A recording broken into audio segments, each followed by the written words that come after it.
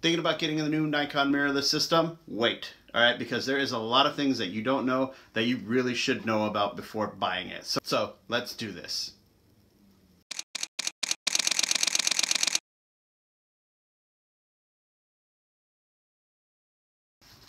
What is up, everybody? Victor from Victor G Photography, and today I'm not actually making a video of any behind the scenes shots that I'm doing.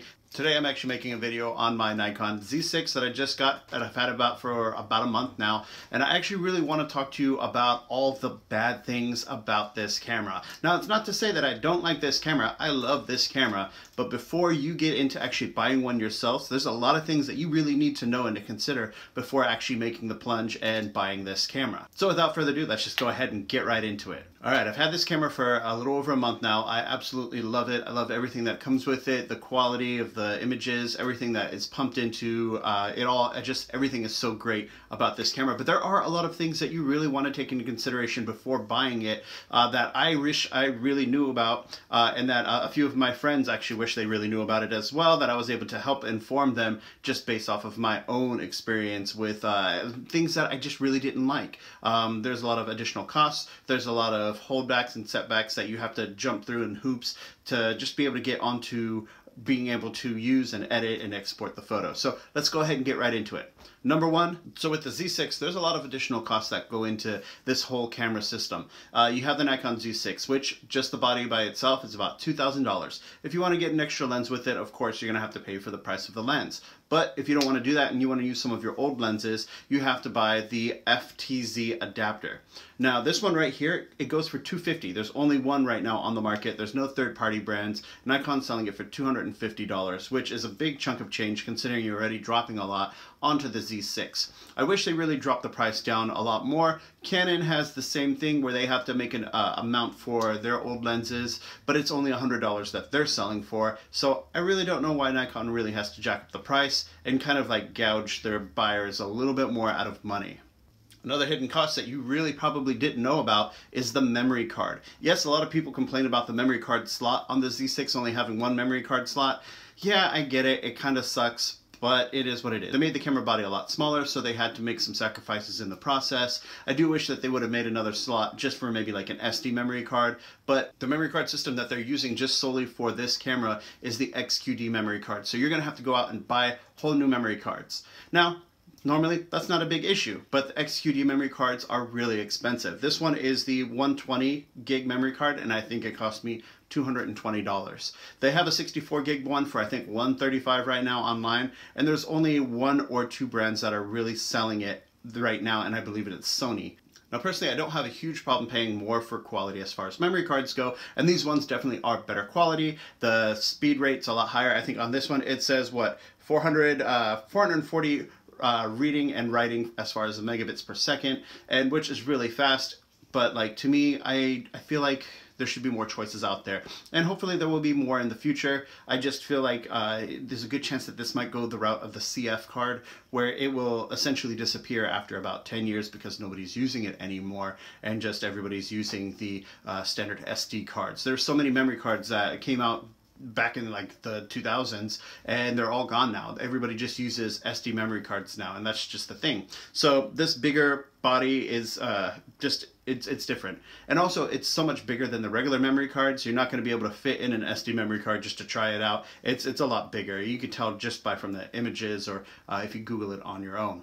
Now, as a wedding photographer myself, I had to buy the 128 gig one because I need it. The file sizes are a lot bigger on the camera, so it's essentially shooting as if I was using my D750 with the 64 gig, and I've actually blown through this at a wedding that I just shot on Friday, and I had to use my D750 as a, as the backup camera, which I always do anyways, but I had to actually share the load and shoot more with the D750, so I'm gonna have to buy another one of these. I might have to buy a couple of them. Just, it's the cost of doing business these days, especially with the way that technology evolves. Now you have your camera body, now you have the FTZ mount, now you have your new memory card. Next thing you actually have to buy is the memory card reader. Yeah, you can plug in your camera into the computer itself and download the photos from there, but the transfer rate is going to be really slow, especially if you're trying to do a wedding.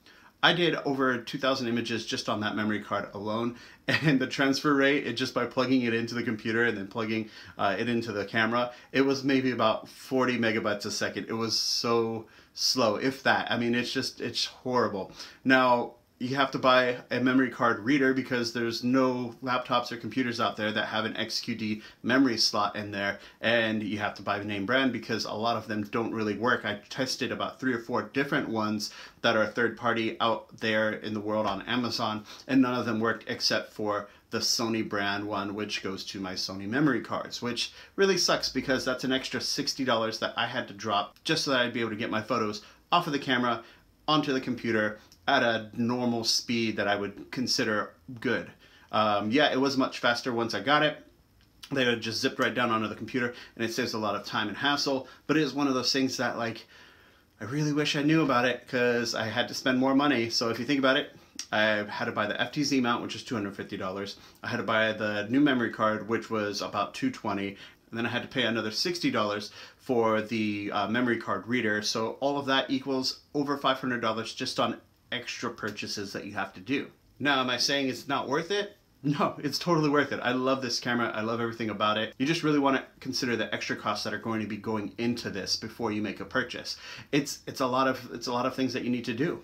And of course, something that everybody should anticipate when they're getting a new Nikon system is new lenses. Right now, there's only 5 out there, which is another thing that I really don't care for. And they just released 2 of them, I think, earlier this month. But really, they had the 24-70 f4, the 35 1.8, and the 50 1.8. And those were the 3 that came out when the cameras first initially came out a couple months ago, and now they just made the 24-70 2.8 and I think the 14-30 f4. I'm not exactly sure, I gotta check on that one. But I mean, the lens selections are very limited, so if you want to use your old ones, that's perfectly fine. But there are some drawbacks to those ones as well, because if you have things like Tamron or Sigma, there's a chance that the firmware on those aren't going to work, and so you got to figure out something with that. Now, another big thing that I've come to realize through trial and error is that the new Nikon bodies, the Z6 and the Z7s, don't have an internal motor.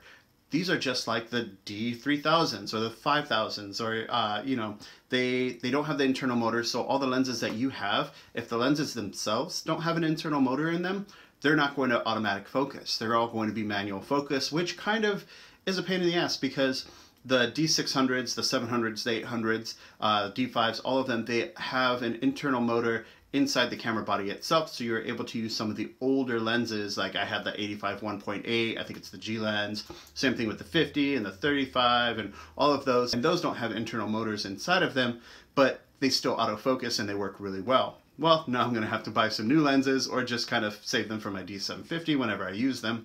That's just one of those pain in the ass things that you really want to think about when you're purchasing it. It's just an added cost. The new internal motor lenses, they are more expensive, of course, but they come with a motor inside of it, so it's kind of a trade-off. So let's say you're prepared for all of that and you've got it all going, you got the extra costs good, you have the lenses that you're going to be using great, you have the memory cards and the memory card reader to put them on your computer. Next thing that you're really going to have to do now is update everything as far as your software is wise. On the computer, you have to update your codec for Nikon. So that's really easy as going on to Nikon, the website itself, finding the Z6 software, downloading the codec, because if you were to put them all on your computer's not even going to read it. It's going to be like, I don't know what these raw images are. You got to update it. And so you do that, so bam, you're able to see them on your computer now. Perfect. You want to import them into Lightroom or Photoshop or use Adobe Camera Raw, you got to update those too. And only just recently did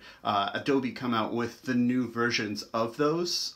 So I think it's version 8 for the Lightroom. So if you're using CC, it's just, you got to update it.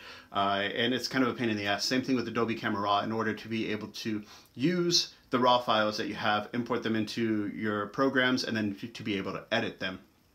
I didn't know that, and so when I got it, I was freaking out. I was like, why can't I view any of my images? Why can't I edit any of them? And so that's another thing that you really got to take in consideration. You can't just get the camera, start shooting, especially if you're using it for a client, and then come home and then have to like figure out what to do. You really want to establish that before you do it, because it does take some time. You know, you don't want to be sitting in front of the computer for a few hours trying to adjust this if you're on a time constraint. So really something you really want to take into consideration.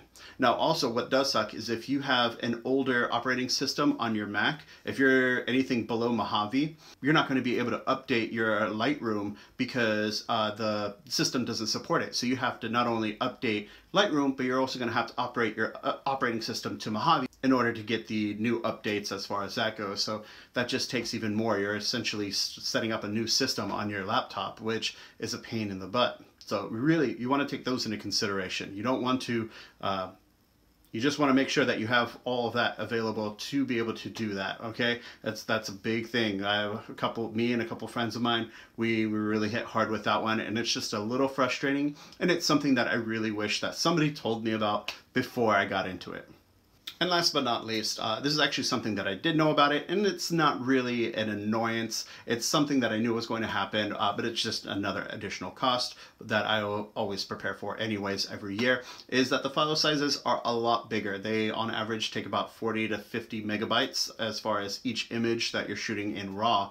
And so it's going to take up a lot more space on your computers, and so you're going to have to buy more hard drive space. I mean, I've got a ton of external hard drives that I use as backup so that I rotate constantly, and then they go into, you know, the archives and things like that. It's just, gigabytes are cheap. Nowadays, you can get like a solid state drive, I think maybe 500 gigabytes for, you know, 50, 60 bucks. I know as far as the old external hard drives, you can get like 2 terabytes for 80 bucks. They're that cheap these days. There's no reason why you shouldn't be able to buy a few of these just to have them on your side, which you should be doing anyways as your backup system.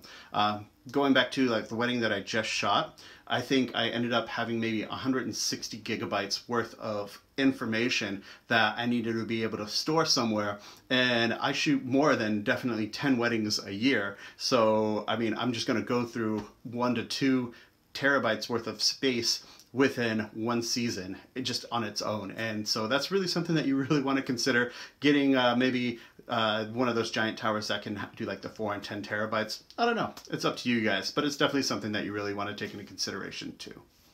Now, I knew I threw a lot of information at you guys, but really, this camera is amazing. It's fantastic. I love it. It is my #1 thing that it is just an incredible tool that I'm going to be using for a very long time, as well in conjunction with my D750, because I still love that camera, even though it is a 4-year-old outdated kind of software camera.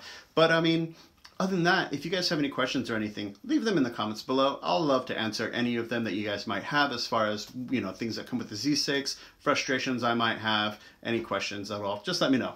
Make sure you like, comment, and subscribe, and I will see you guys next time. Bye.